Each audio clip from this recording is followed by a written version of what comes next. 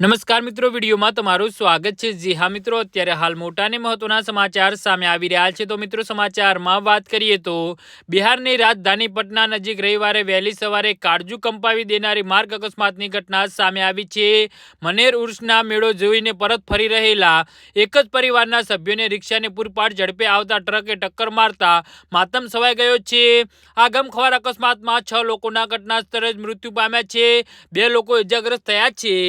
જી હા મિત્રો, રવિવારે વહેલી સવારે બિહાટાના આરા મુખ્ય માર્ગ પર પરેવ લેકના ટોલા પાસે એક ભયાનક અકસ્માત સર્જાયો હતો। ભોજપુર જિલ્લાના આરા વિસ્તારના રહેવાસી એક જ પરિવારના સભ્યો મનેર દરગાહ ખાતે ઉર્સના મેળે જોઈને ઓટો રિક્ષામાં પરત ફરી રહ્યા હતા।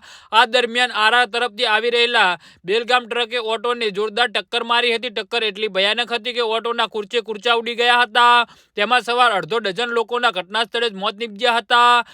જી હા મિત્રો, તો આના વિશે તમારું શું કહેવું છે તો નીચે મારી કમેન્ટ બોક્સમાં જરૂરથી જણાવજો અને અમારી યુટ્યુબ ચેનલને સબસ્ક્રાઇબ કરવાની ભૂલતા નહીં। ધન્યવાદ।